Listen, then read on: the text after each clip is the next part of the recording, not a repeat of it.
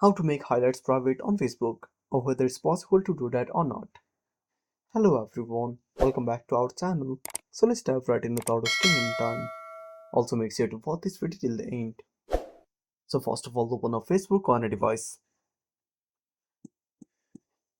Now simply go to your profile, then scroll down and tap on one of your highlights. Then tap on three dots at the top right corner.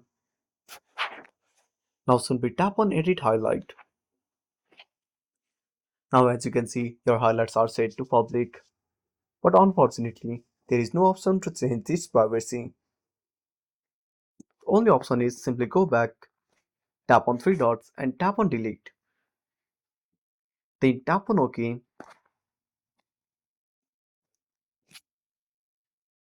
Now once you delete your highlight, it will go back to the story archive. And that's it. Thanks for watching. Make sure to subscribe our channel and hit the bell icon. See you in the next video.